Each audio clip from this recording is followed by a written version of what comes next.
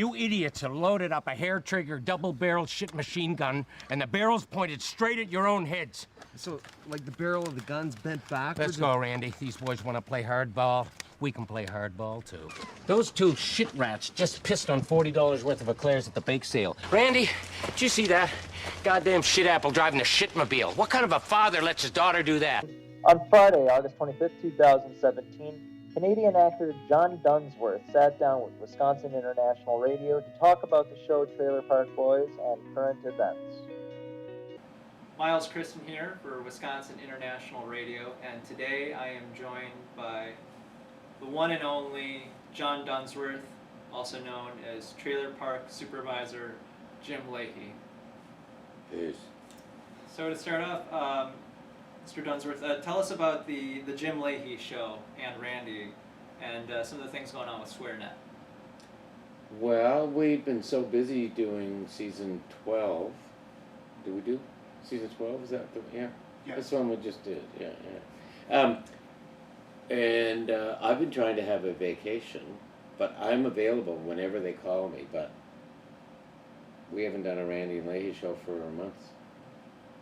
We've done a couple of little podcasts and stuff here and there, but I've been really enjoying my summer so far. And so you were born in Canada, raised in Canada, lived your life in Canada. Tell us a little bit about what you love about Canada.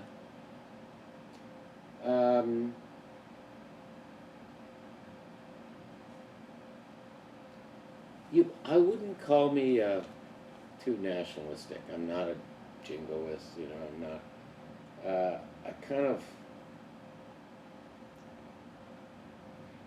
I prefer our political system, and I don't prefer our weather. I think the weather here is, in the U.S., in different places. I mean, we have all kinds of different weather, but our winters are sucky. And I live right on the ocean, so it's cold in the winter, so I don't like that so much.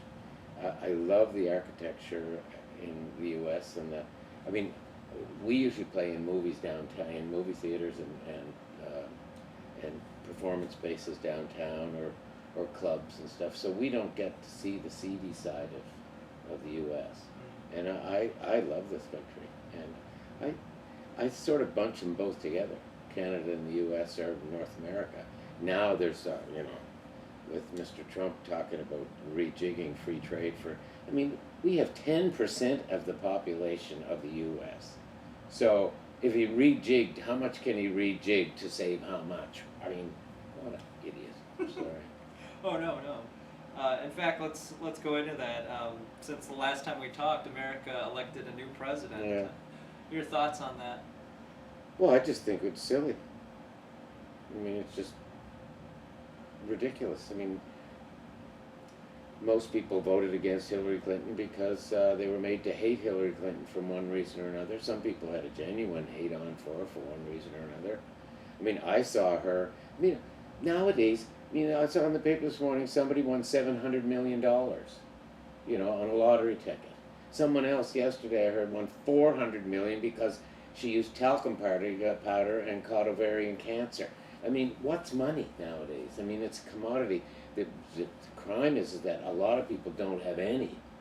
And, I mean, there's a lot of talk about slaves now and about the South and Confederacy and Robert E. Lee and stuff. Well, the black people are still slaves, most of them. 50% of them are slaves to a system that is, I mean, it perpetuates itself. And it has for hundreds of years. So, I mean, things aren't going to change because people who are in control, and they don't want to give it up. What was the question? Oh, about Donald Trump. Oh, Your yeah. thoughts on him? Well, see, the guy was given a couple $1 million to start off with. If you give me a couple $1 million to start off with, I'm going to be a great filmmaker. Serious. I'll be as good as, you know. I've got a great amount. There's so much talent.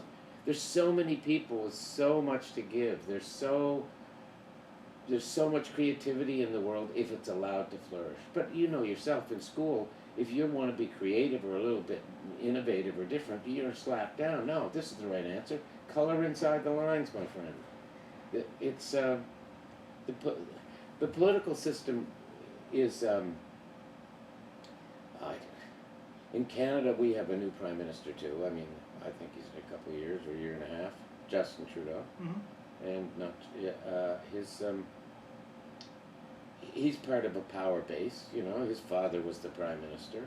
I mean, we have the thing in the U.S. where, you know, the wife of a president almost became president. The son of a president, George Bush, became a president. If that's not an oligarchy, I don't know what is. And how an outsider like Donald Trump managed to become so popular, you know, just with vitriol, essentially, it's not a good thing. It's not a good sign when, I mean, I think it was 1980, it's called the dumbing down of America. I mean, it's true. We are channeled through, it's a collectivist society, and if you step outside the boundaries, you're slapped down. You know, that's what it comes down to. And I think that the Trailer Park Boys, you know, they blur the line between what's acceptable and what's not acceptable. And, I mean, it is puerile, P-U-E-R-I-L-E, that's my favorite word for immaturity. It is. But what makes it successful to me is that it's not political. It's not religious.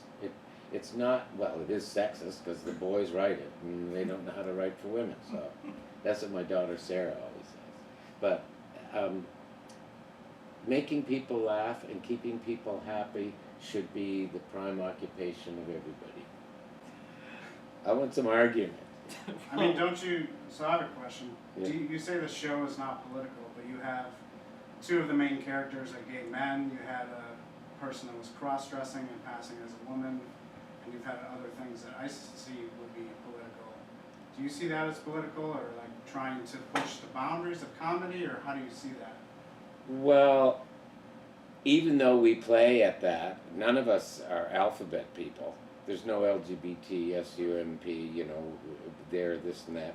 It's just scratching at the surface, and it's just it's kind of making fun of what's going on in the world. But it's more social, you know. It's kicking the zeitgeist is what it is. I think it's not Thought-provoking. What? It's thought-provoking. I guess, but we don't really make fun of gay guys. No. No, except You play a gay man, his assistant manager. But I don't play him like that. Yeah, exactly. And Randy and I, we don't kiss and stuff. Yeah. A little bit of huggy. Yeah. One thing you brought up last time we talked, you turned me onto a band called the Tragically Hip. I did? No, that wasn't me. Well, you told me about the band, and I started looking into it, and I've been loving it. I've been listening to a lot of their Maybe that concerts. could be Randers. Well, It's a Canadian band, is it? Yeah. Yeah, okay. No, your thoughts on the Tragically Hip and the role that they've played. Hello. This is Chipper. Chipper's our coming to steal the guy. table, You'll but- see Chipper Sorry tonight. for interrupting. No, you can take this table if you need it. No, Yeah. I might sneak that little fella, but your camera's on. I'll come back. Come Alright. right back. Chipper is an invaluable member of our. And there's Timmy. He's running the show. How's it going? Good. Sorry to interrupt. Oh no. But no, the Tragically Hip. We should have asked Chipper. Tragically Chip. Timmy knows about You the could ask Tragically me. Hip. Yeah. Who's with the Tragically Hip? Who's with them? What do you mean? Is that one of Bubbles' friends? Are they Bubbles' friends? They were, well, Rob and JP and Mike, they're in one of the hit videos. Yeah. A few years Oh, back, that's right? it. So they've been Oh, the pals. pizza delivering stuff? Is Yeah, that- yeah, yeah. They've been pals for a long time. So yeah. Neat. If I ask you, what are you from Canada? I am. What has the Tragically Hip done for Canada? I mean, what are the things they've been involved in? How big of an influence have they been in Canada? Wow. Having worked for them for a year, and growing up with them my whole life, wow, I don't know, I think they're just, one of the legendary bands of my time, for sure, like, I grew up. What's one of the songs? Bang, bang, bang. 100th Meridian, Blow It High Do, Cemetery Side Road, like, The 100th Meridian, I recognize thousands that, of yeah. them, thousands, like, I think they're, for our era in Canada, like the band, like they're the, like you put on Tragically Hip for every Canadian that's, you know, my age and around that age, they would know every word. You know, just magical people, fantastic human beings. Yeah, awesome. See, I'm 71. I have never been a huge fan. I've been to 2 concerts in my life. One was with Leonard Cohen and Paid Paradise and Put Up a Parking Lot, Joni Mitchell, and in 1967. And the other one was with the Sting, or whatever that guy. Sting the musician? Sting the musician. I really like him. We went to see him and his band. Randy took me as a special treat, or Pat Roach. But I think I recognize the name 100 Meridian from, yeah, I do. And although I probably heard a lot of, you know, Tragically Hip stuff, I'm just not a musical kind of guy. I love the Beatles, don't get me wrong. And I love stuff like Scheherazade, Rimsky-Korsakov, you know, and I have wide-ranging tastes, but I like, my favorite piece of music today might be Shrimp Boats is a-comin', there's dancing tonight, you know, or Going Home, Going Home. You know what that's from? No. 1950s movie about an asylum and the guys are all sitting there. Papa's expecting me, Mama's waiting too. You know what I'm getting at? A little bit of... One of my favorite pieces of music is the Ballad of the Shape of Things. You remember last year a movie came out, or 2 years ago, and this woman who was not Meryl Streep, yeah, Meryl Streep played her. And she used to rent Carnegie Hall and sing songs, and she sang like that! And people thought it was a joke, and then people started sort of saying, wow, this is kind of neat. And it became a thing, and people used to travel from LA and New York to, where's Carnegie Hall? New York, isn't it? Yeah. Yeah. Anyway, they used to travel from all over the States to go hear her sing, and they packed the place every year. But she had a terrible voice. So music, to me, is kind of, it's hold a mirror up to the times. I mean, nowadays, there's so much music and going like this, and everybody doing that same old thing. And I wouldn't mind if I could understand the lyrics, but it's hard out of that. And well, some of them you can understand the lyrics because the same words over and over again. Give me a call when I'm a give me a call when I'm a idiot. I'm an old guy. I got a really bad temper, I guess.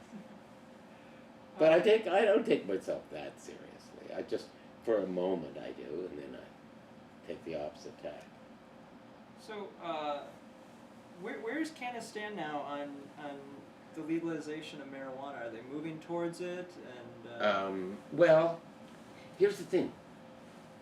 People know, law enforcers know, and medical people know that prohibition on whether it's alcohol or whatever it is doesn't work because it just spawns illegal activity. Yeah. And in the old days, so many of the politicians were in on it. Like, why did marijuana become illegal in the first place? Do you know why? To break up the jazz clubs. No. That was what happened, but why did they do it? Why? Because DuPont and... Oh, right. Yeah. They got Congress to change the law to make hemp illegal. Why? Because they had a new material and they wanted to put hemp, because hemp was used for clothing and ropes and all kinds of materials, and they wanted the market. So the same thing is happening right now all over the world, is that people are enforcing laws that keep the status quo. But in Canada, people are recognizing that safe injection sites for people who have opioid addictions or heroin addictions, they save people's lives and they save money in the long run. They save the healthcare system. I mean, I think that Canada is, it's only a little bit ahead of the States because you've got a half a dozen or more states here that condone marijuana and are making a lot of money, millions and millions of dollars. Yeah. Smart. There are dangers, and just like in school, when you go to school and they don't teach you that you shouldn't have a credit card. They don't tell you that credit card companies charge at the minimum 18%. That you can, if you can get credit with a credit card company, you could probably get it with the bank for under 5%. They don't teach you that. They don't teach you how to. They don't teach you that birds of a shit feather flock together. No, I mean they do in a sense, but they don't say, look, when you're going to get married, when you're going to choose your life partner, here's what you should be looking for. And I mean, right from the very beginning, they should be teaching those kinds of values that are that personally enrich the individual. What instead they teach collectivist values of stuff that is, who cares about? I mean, I still remember the War of 1812, for Christ's sakes. Who gives a bumble? Yeah? So my next question, now this might be a trade secret that you can't give Well, away. I have no secrets. Well, I want to know, because in the show... Can't tell you. Just kidding, tell you. In the show, there'll be scenes when you're drinking an entire bottle of whiskey. Yeah. What are you actually drinking? Coke.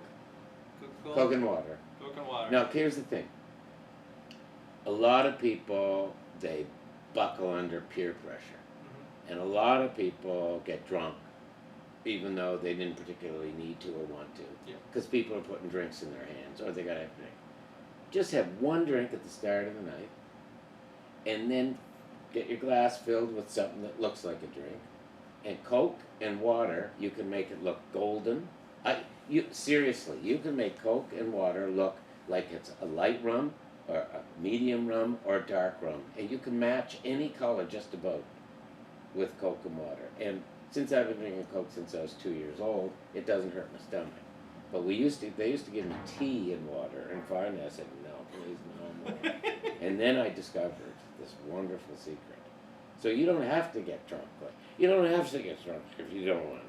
Just get a little drinking pool, have a nice little drinking pool. After a couple hours, have another drink if you want. But look, never cross the shit line. That's what I'm saying.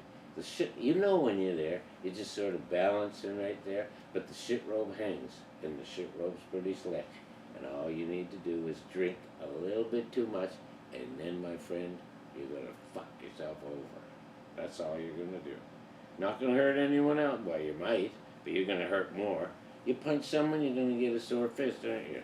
You're going to land up in the hoosegow, and you might fucking lose your girlfriend, too, if you ever watch out. Something like that. A couple more questions. You've always talked about how you have a great respect for the veterans in Canada and in America. And what are some of the things that you've done with the show as far as being involved with veterans over the years? Well, way back when, we volunteered to go over to the Middle East. 3 different times we volunteered, and since the show is about dope smoking and stuff, they turned us down. Now maybe we didn't lobby well enough. The person that was asking for us didn't push the right buttons.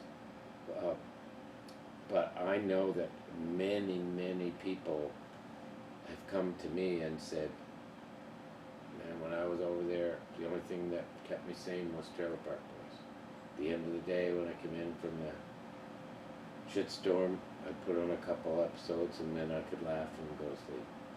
But we played at lots of different bases. There's one place, I shouldn't name where it is, but well, I do this thing on stage where I bum a joint from the audience and smoke it inside a garbage bag with a window on the front. It's called the Jim Leahy Personal Smoking Device. And we've done that in 100 places all over.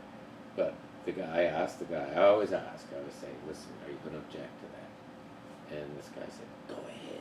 But he said it's the first time in his knowledge any Canadian military base where anybody smoked dope in a public gathering. So there's hundreds of people there.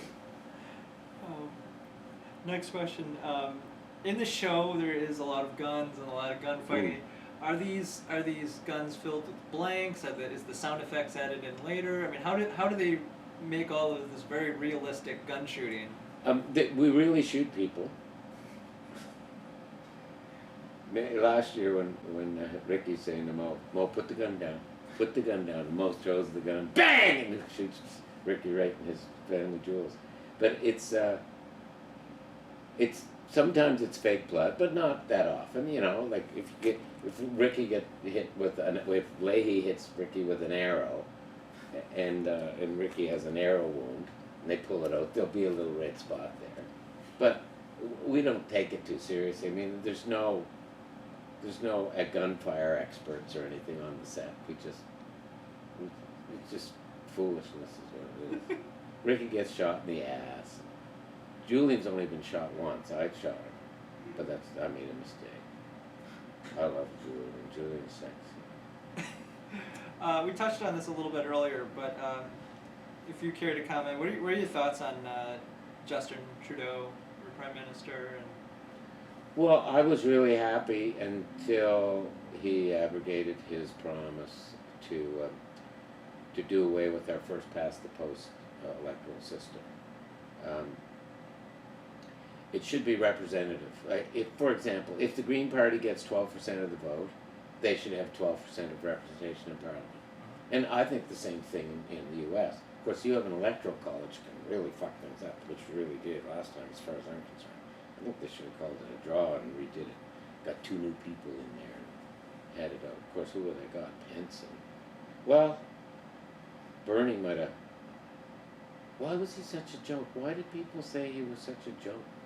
He wanted education, he wanted infrastructure renewal, he wanted all the good things that we all say we believe in. The Democrats said they wanted to go with the safe candidate, and then their safe candidate lost, whereas Bernie would have most likely won the election. Absolutely. It's called karma. So in Canada, it seems like there is a bigger representation from third and fourth political parties. We have 3 political parties. We have Liberals and Conservatives and the New Democratic Party. I actually ran for the NDP in the 80s. I was a political candidate. And I only did it because they asked me.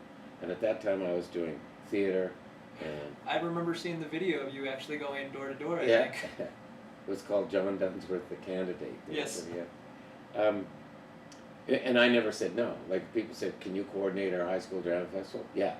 You know, can you do a voiceover for our commercial? Yeah. Can you do a CBC radio? I couldn't afford to turn anything down. I had a young family and I was trying to make as much money as I could, so I never said no.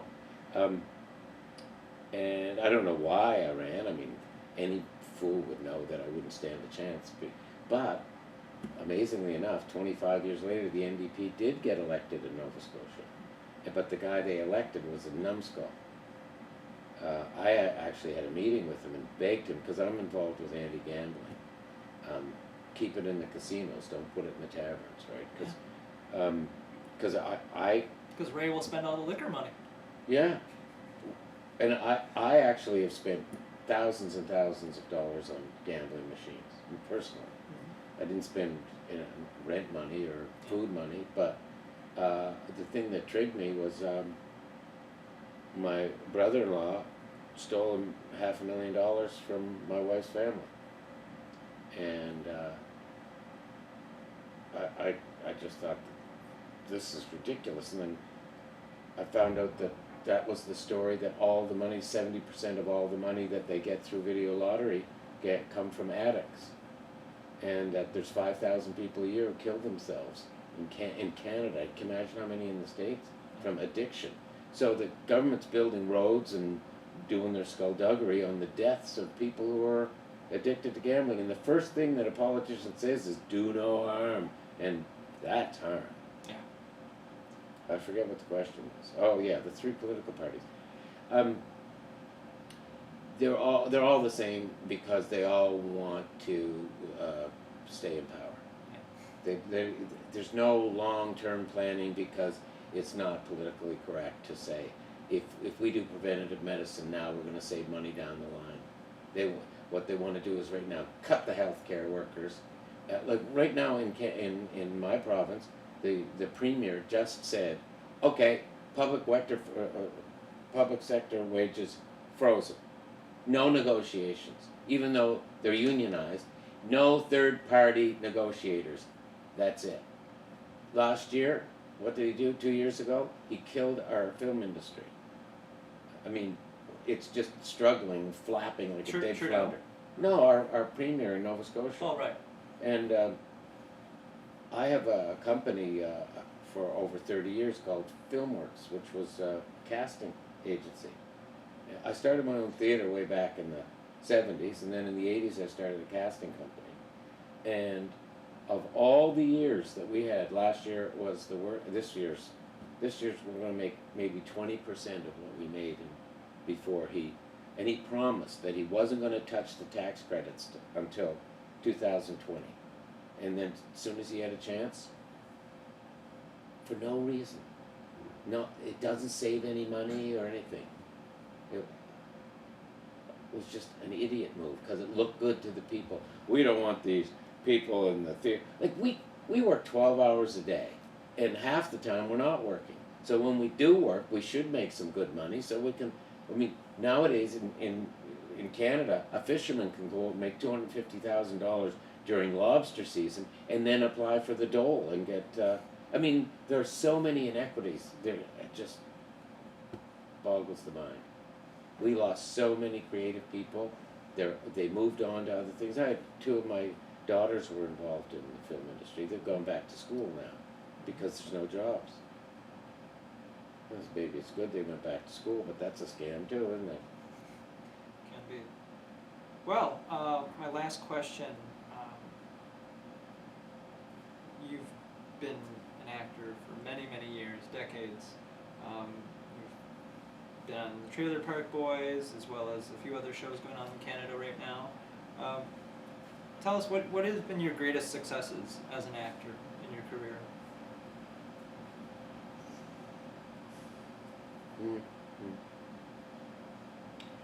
Well, first thing that pops in mind is university. I played Shylock in The Merchant of Venice. And that was a real eye-opener because I decided that I was going to be an actor for the rest of my life. And only once did I ever, when my daughter was going to be born, and my first child, Sarah, from Trailer Park Boys, and I was really worried about being able to support him. So I auditioned at the Neptune Theatre. Sir John Neville, he was the artistic director. And I hadn't had any luck with the directors before him, even though I was in school in Ontario and I got really good reviews. And I was a pretty good actor, a young fella. I was a little bit of a,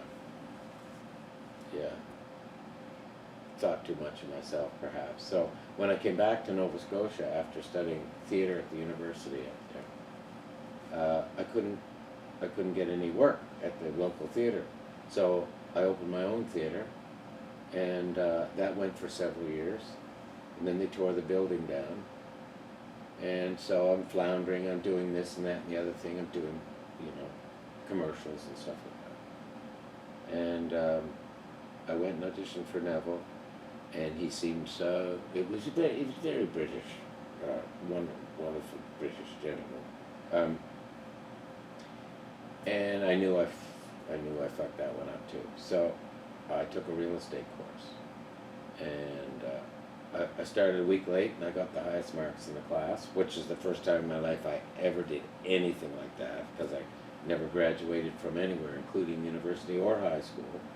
And I went out and I sold my first house, and then Neville called me in and said, I have a part for you in Les Canadiens, which was a really neat Canadian thing about the Montreal Canadiens. And I had about 6 parts in that, 6 small parts in that.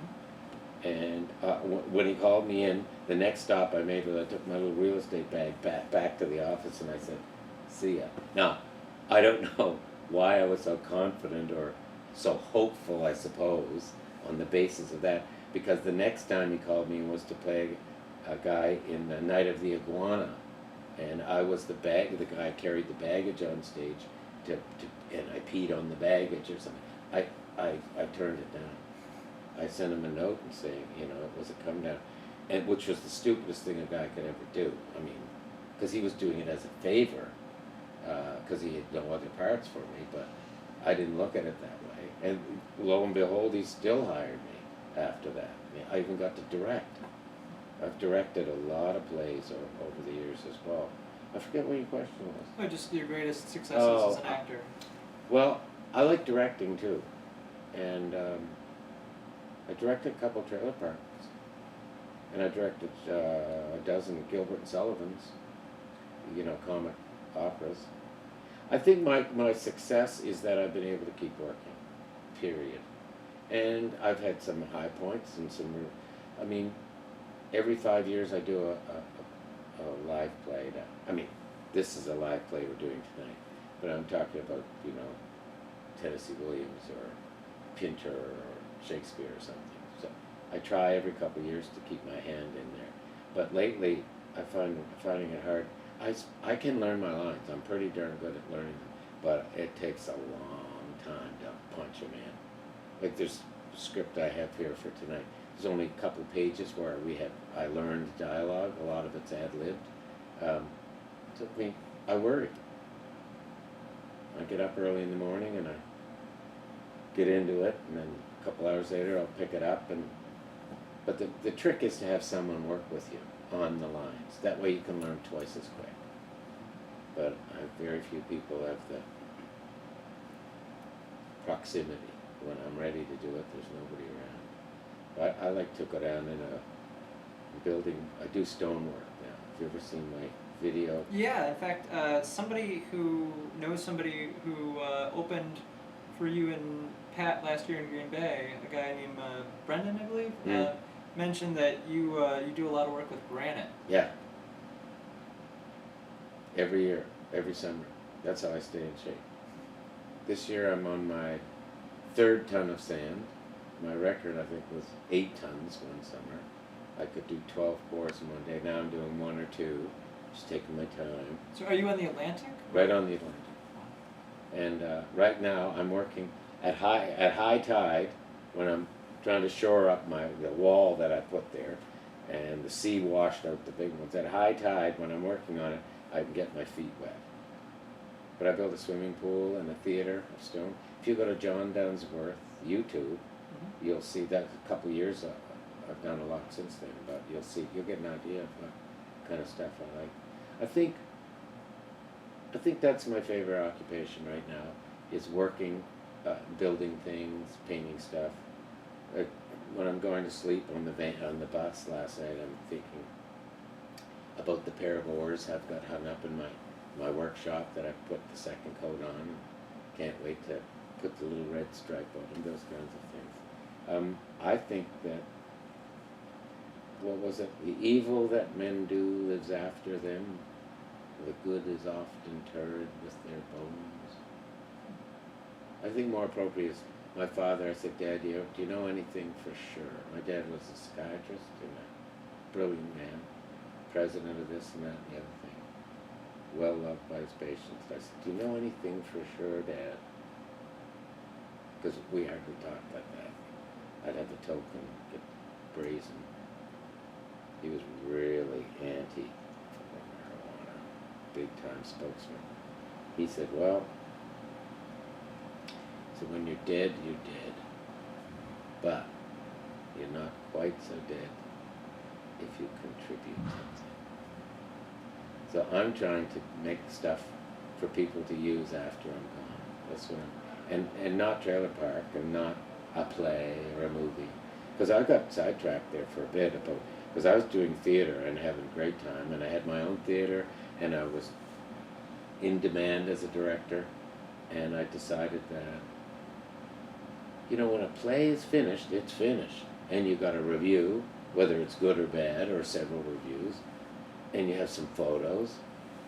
But I didn't have many memories because my memory isn't that good. And I thought, wouldn't it be nice to have a shelf in my library with all the movies that I've been in? That would be something, because I can forget. I don't have to remember. I can just pull it down and I'll remember all those people and places and good times. And that's why I opened a casting company, so I could get some work, because movies would come to town, but they'd bring all the actors with them. I belong to the ACTRA, which is our Association of Canadian Television and Radio Artists, and they gave me a lifetime membership, so I don't have to pay dues, because I helped to establish the film industry in Nova Scotia, which I told you the Premier just dismantled. At any rate, my proudest achievement is staying busy. Thank you very much. Thanks. All right, thank you for watching, everyone. Yeah, thank you for watching. And don't forget, everything comes to he who waits, as long as she works like hell while she's waiting.